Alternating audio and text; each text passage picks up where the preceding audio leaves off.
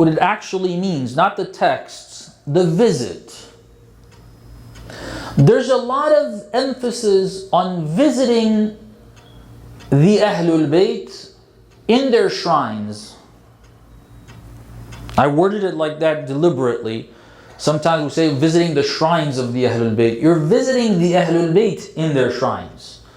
One of the prerequisites of an accepted ziyarah, a proper ziyarah, is that you're visiting the Imam. You have to understand that the Imam is present. Okay. That's one of the key factors that makes a difference between an actual ziyarah and a much less effective ziyarah. Because they're kareem, they're generous. They will give even if we don't have that understanding.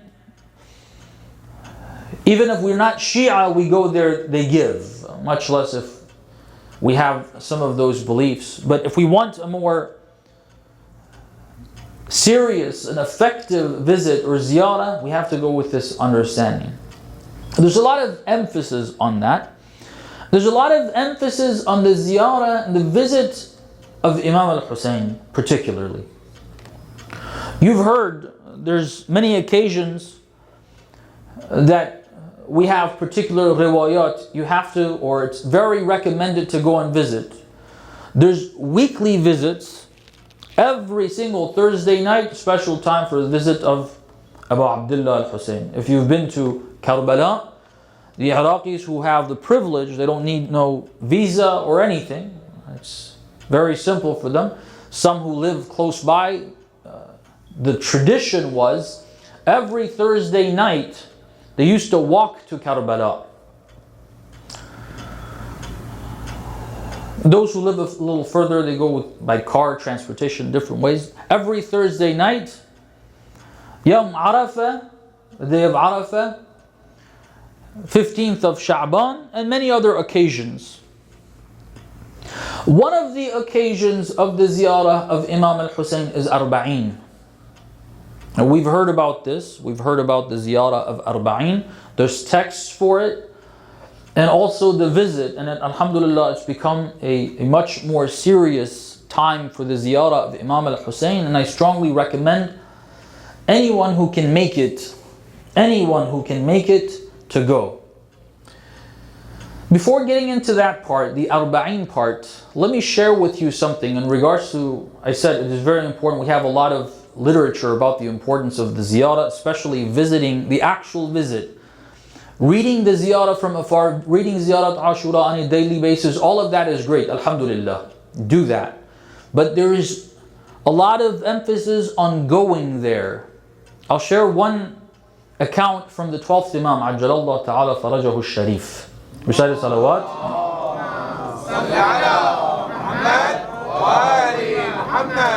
This isn't the only account that we have from the Imams in regards to the point that I'm going to raise, but the wording of this and also how recent it's been. I'll tell you the story. I think there's many benefits in me telling you the story. One of them is the connection, and hopefully this ignites a fervor, a want, a serious want to see our Imam and to communicate with him, understanding that it is possible. This story was told to me by one of the great teachers, an Ayatollah, a mujtahid in Qum, Ayatollah Shaikh Hamzeh Sodagar. He referenced it to his teacher, Ayatollah. Recite salawat, please. Allahumma salli ala Muhammad wa ali Muhammad. Shaykh Murtada al-Ha'iri, or Ha'iri, the son of Shaykh Abdul Karim al-Hari, who re-established the Hawza in Qum, the teacher of Imam Khomeini. His son, Shaykh Murtada, he's Imam Khomeini's peer. A very pious man, very sincere person, very knowledgeable. He was a definite mujtahid. He obviously a contemporary of Imam Khomeini, but he passed, I believe, earlier than Imam Khomeini did, or maybe a few years after him. But he wasn't as well known as Imam Khomeini was. Ayatollah Shaikh Hamzeh Sodagar said that his teacher, it says before the revolution in Iran, we heard of, and in Qom, word got around that a retired police officer has claimed to have seen the 12th Imam, Ajjalallahu ta'ala farajahu sharif. We, Ayatollah Shaykh Murtada al-Hari says, decided to investigate and see whether this is true or not. This is a serious matter. If it's not true, then we need to put a stop to this. They should stop talking about this. This is fraud. This is not right. And if it is accurate, let's see what has happened. They investigated him and a few other mujtahids in Qum. These are mujtahideen at the level of marja'iyya. These are not simple people. These are not like myself or just average mu'ammam. Unfortunately today, for people who don't know maybe the Hawza or are not in contact with ulama, anyone with the amama seems to be, they're all the same, unless you carry the title, the names that everybody knows, these particular maraja. No, they're different ranks. These are serious mujtahids, very pious. They've seen all of the ahadith, all of what is related to the 12th Imam. They go and investigate. They go to his house, they check him out himself, his lifestyle, looking at different signs just to see if everything matches up. In the end, they were able to confirm that what he says is true. He actually has seen the 12th Imam. This included the method. They checked his method. They asked, so what dua or what amal did you do to have this happen? And he explained, this is what it is, and this is who I got it from, and I performed it, and this many times, this way particularly, and it happened. After they confirmed, they said, okay, now tell us, what did the 12th Imam say? Is there any part of it that you can share with us? There were 3 parts, he said, that were ones that he was able to share. One of them is this. Listen, this is from the 12th Imam. According to these ulama who understand what they're talking about, this is a confirmed statement from the 12th Imam. Ajjalallahu ta'ala farajahu sharif. He said, the Imam told me, you have committed al-jafa, you have oppressed Imam al-Hussein. Listen to the language. Why? What did I do? He said, you used to be a police officer at the border with Iraq. It was possible for you to go and perform the ziyarah and visit Imam al-Hussein, and you didn't. That's jafa. Okay, that's jafa. That is dhulm. That is violating the right of Imam al-Hussein. He has a right over each and every one of the Shia. If it's possible for you to go, you don't go as jafa. Take it that serious. It's not like, well, if we get to go, inshallah. No, it's that serious. And as I said, this isn't the only reference. One of the teachers, one of the mujtahids in Qum was saying there were mujtahids that believed, similar to Hajj, it is wajib to do ziyarah of Imam al-Hussein at least once in your lifetime. That's not the common view, of course. The maraja that you all follow, we all follow, don't say it's wajib. But the language, this jafa, obviously there's different levels of it. If you want to be if you want to be the type that sees the 12th Imam, for someone who sees the 12th Imam, if they could have gone to visit Imam al-Hussein and they didn't, that's jafa. Try to make sure we go, and inshallah we go not just once. Not just once. It's very important that we do that. Back to Ziyarat Arbaeen. I don't want to explain and talk about the great experience that we have today of Ziyarat Arbaeen, which, by the way, is really an experience that can't be described. The only way to feel it is to go there. No matter what description you hear, who talks about their experience, or what imagery you see, what clips you see, it does not do justice to it. You have to be there to experience it. It's an amazing event that Sayyid al-Shuhada, Imam al-Hussein, Ruhi Fidah, has brought all of these followers and lovers of the Ahlul Bayt there in this great quantity that is unimaginable. Right? And remember, one side note regarding that, Imam al-Hussein's miracle is that he started this 20+ million za'ir of Arbaeen in the midst of the conflict of Daesh in Iraq. Look what Imam al-Hussein does. When there's probably one of the least secure, least safe times, Imam al-Hussein brought the hearts. Who brought these hearts together? Was there any serious communication? Really, we just saw it just exploded, just like a bomb.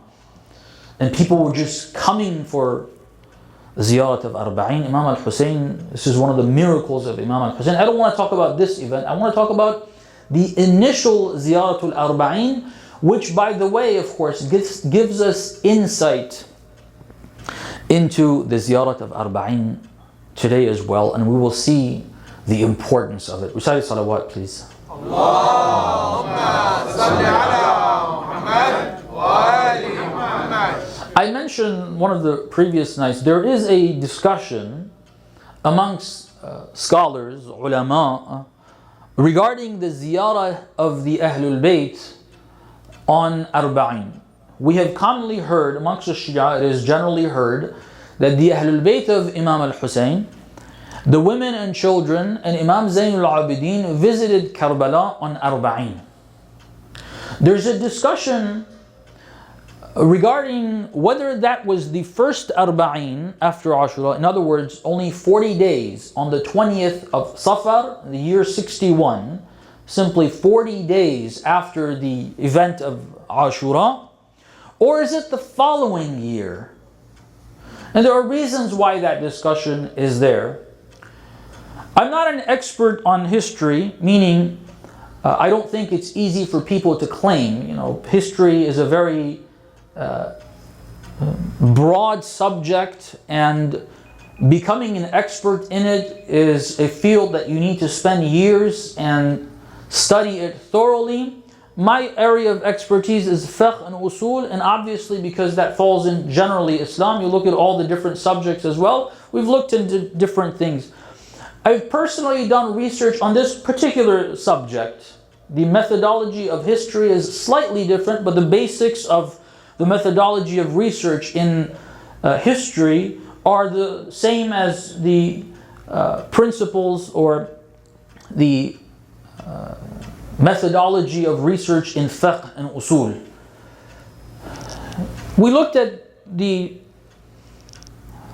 references that we have on the matter, and it seems that the arguments that are put forth to say that it couldn't have been the first year, only 40 days after Ashura, the arguments aren't really founded. They're not, I don't see them being justified. One of the arguments is, if you do the math on the timing, they couldn't have made it there. Actually, we did the math, and it is possible. There's nothing impossible about that.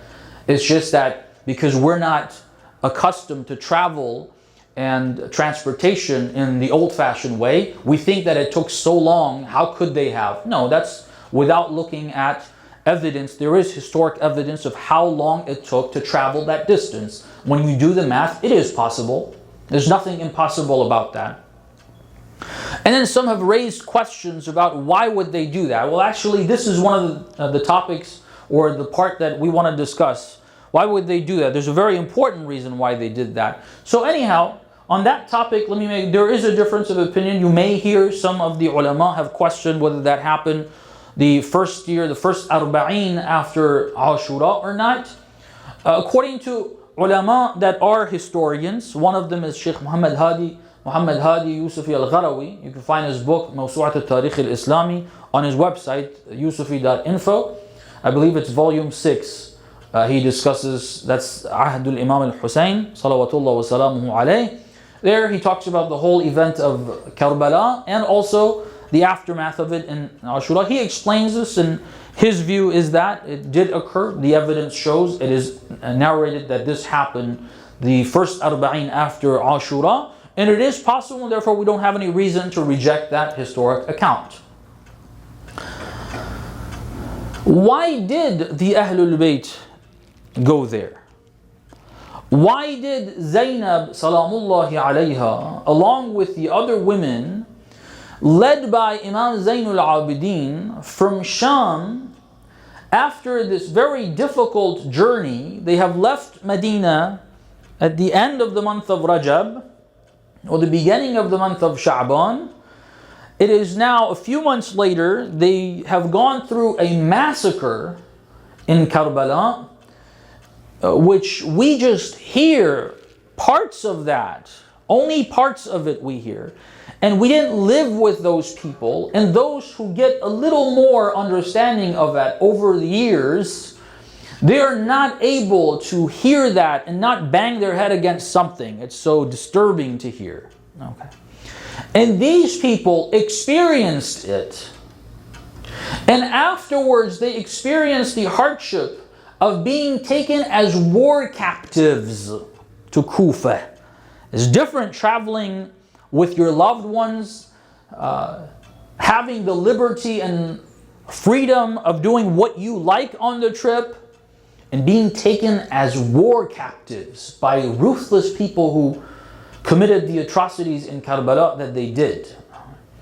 They are taken to Kufa, and then the incidents of Kufa in the court of Ubaidullah ibn Ziyad. And from there, they make their way, they take them city to city all the way to Sham, to Damascus.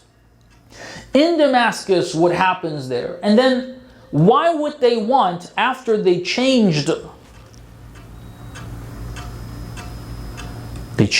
what happened in Sham, the whole idea of them being taken from city to city and not letting them just disperse and go back to wherever they want, was to celebrate the victory and show this off in order to make everyone hush up and to show everyone, if you decide to speak against the Umayyads, this is what will happen to you. This is the Ahlul Bayt of the Prophet, this is what we did to them. If you're not the Ahlul Bayt of the Prophet, just imagine what's going to happen to you. That's the purpose of it.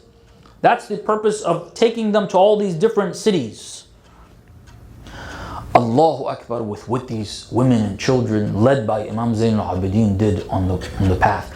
It came to a point, I read this, there's a map, I don't know if you've seen it, the Ataba al-Abbasiyya, I believe, the shrine of Hazrat Abbas Salamullah alayhi has put this together based on historic accounts, drawing a map of which cities they were taken to, and then what happened there. If you look at the map, it says when it gets to Mosul, and Mosul is not one of the major cities of the Muhabbin of the Ahlul Bayt. They got to Mosul, the people of Mosul said, we're not going to allow you to bring them in.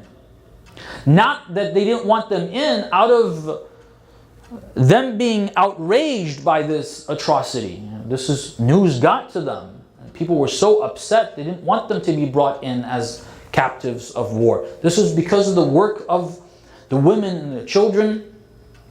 Imam Zayn al-Abidin in Kufa, word started getting out, and then in other cities.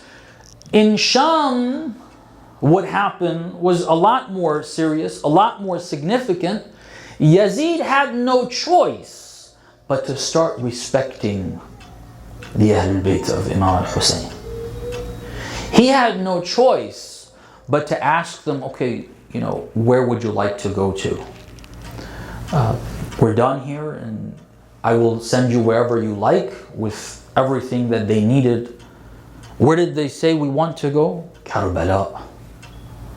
Why? Look at the map. Sham, Medina is south of it. Karbala is east. You're making a big round trip. Aren't you tired of traveling? Just go back to Medina. No, Karbala. Why? Why do they want to go to Karbala? Is it nice to be reminded?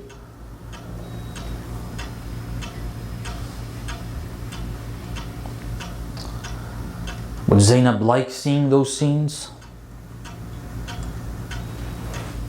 Would the children like seeing those scenes?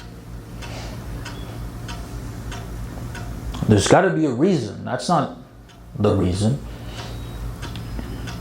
The reason is this is part of the mission.